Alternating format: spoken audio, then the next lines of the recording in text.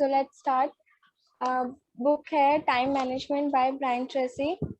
तो इसमें हमने ना अभी तक काफ़ी चीज़ें कवर कर ली कि अपना प्रोजेक्ट कैसे बनाया जाता है, लेकिन प्रोजेक्ट के बनाने के लिए उसमें क्या क्या चीज़ें इम्पोर्टेंट होती हैं। जैसे पर्ट चार्ट क्या था, क्लियर गोल्स रखना काफ़ी ज़रूरी है। आज बनाते हैं हम क्रिएट योर मतलब to do list. So basically मैंने बहुत ध्यान से आंचल दी का जितना भी सेशन था वो बहुत अच्छे से सुना। तो उस बुक में भी जब हैबिट की बात करते हैं तो उसमें भी लिखा हुआ था कि आप लिस्ट बनाना शुरू करें, लेकिन क्वेश्चन ये आता है कि लिस्ट बनाते कैसे हैं। तो इसमें पहली बात तो लिस्ट बनाने का टाइम होता है, बेस्ट टाइम होता है रात में।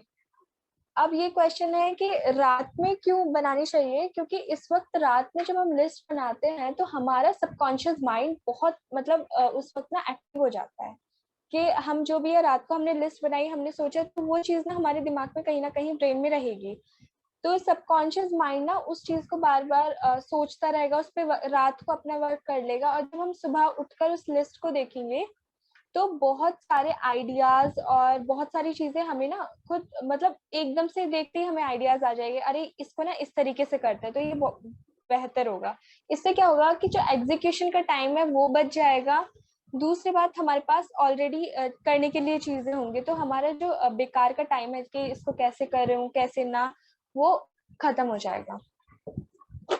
सेकेंड चीज है, लेकिन लिस्ट बनाने से पहले कुछ चीजें इंपॉर्टेंट होती हैं, जैसे कि ना ऑथर ने बताई कि आपको ना एक स्लीप बेटर मतलब आपको एक अच्छी स्लीप आनी चाहिए। अगर आप अपने काम में प्रोडक्टिविटी लाते हैं तो आपका जो आप मतलब एज अ मील लेते हैं वो भी आपका अच्छा होनी चाहिए, आपकी स्लीप अच्छी होनी चाहिए, जितना आप कंफर्टेबल। अगर कोई कोई होता है कि कोई 5 घंटे में उसको सफिशिएंट हो जाता है, वो फ्रेश हो जाता है, किसी को 8 घंटे लगते हैं, तो वो उसके हिसाब से करना चाहिए। कभी भी अपने खाने के साथ और स्लीप के साथ ज्यादा कॉम्प्रोमाइज ना करें। सेकंड है ABCDE मेथड। लाइक इसमें क्या होता है कि ये 5 अल्फाबेटिकल मेथड दिए गए हैं।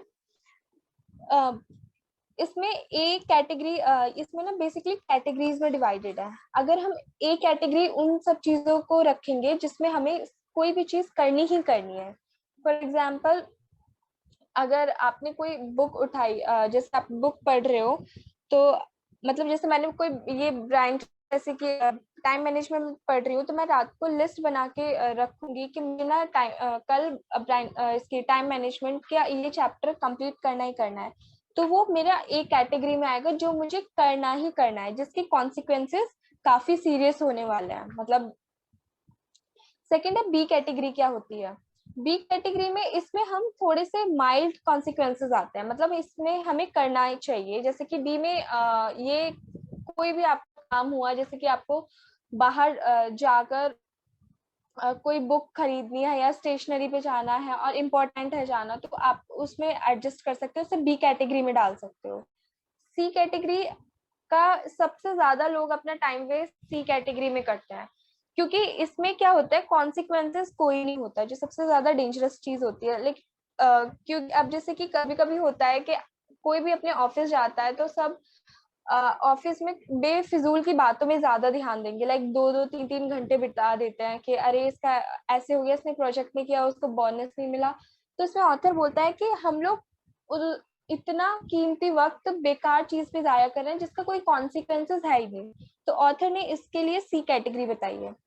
डी कैटेगरी मतलब कोई भी काम अगर लगता है कोई और इसे कर सकता है और आपका टाइम बच सकता है, तो आप किसी और को काम अपना दे सकते हो। तो ये डी कैटेगरी अक्सर ऑफिस में सबसे ज्यादा यूज होता है कि जैसे ई कैटेगरी में हम उन सब चीजों को रखेंगे जो कि हमारे लिए बिल्कुल नेसेसरी नहीं है।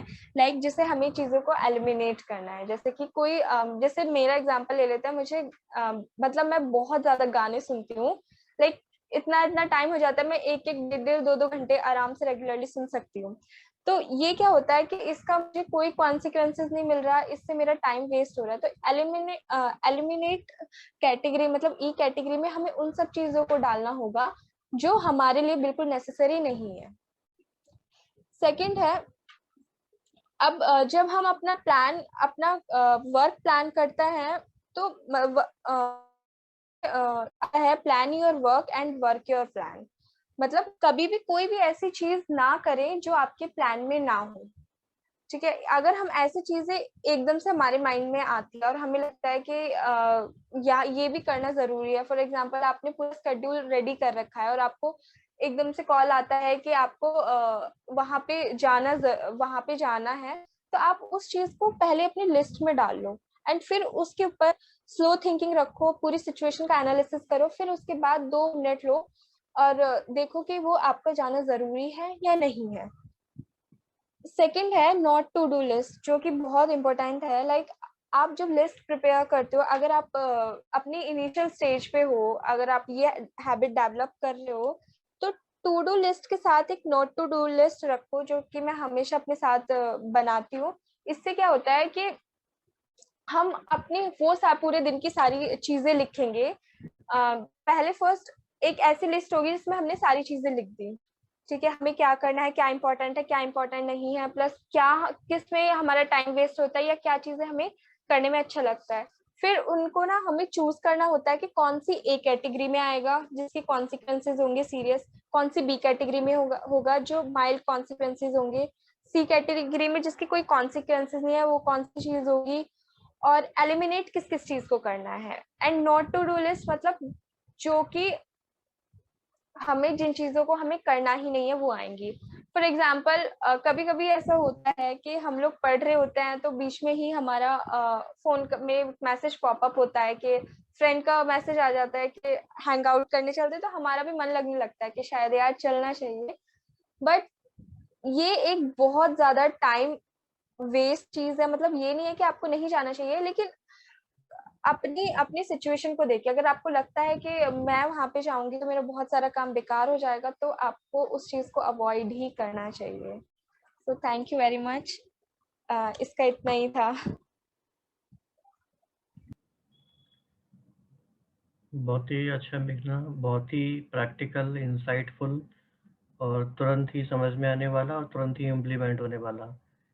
तो आई थिंक जितने भी लोग ज्वाइन किए हैं सबको ये बहुत इम्पोर्टेंट इंसाइट लगी होगी कि हम पूरे दिन की सारी एक्टिविटीज़ को इस तरह से डिवाइड कर सकते हैं, एनालाइज कर सकते हैं। तो आप सबको इसके बारे में कुछ फीडबैक, कुछ सजेशन, एनी एडिशन, एनीथिंग? क्योंकि हमें ये पार्टिसिपेशन का नेचर अपना डेवलप करना है। हाँ, हम कुछ एडिशन करें, कुछ शेयर कुछ करें। अच्छी चीज सीखने को मिली। मैं अब तक तो मॉर्निंग में बैठता था टू डू लिस्ट के लिए, बट एक नई चीज समझने को मिली कि नाइट में अगर बना के रखेंगे तो सबकॉन्शियस माइंड के अंदर फीड होगी, देन हमारा पूरा दिन एक्टिवली उसके थ्रू अच्छे से चलेगा। तो एक अच्छी चीज समझने को मिली। Thank you.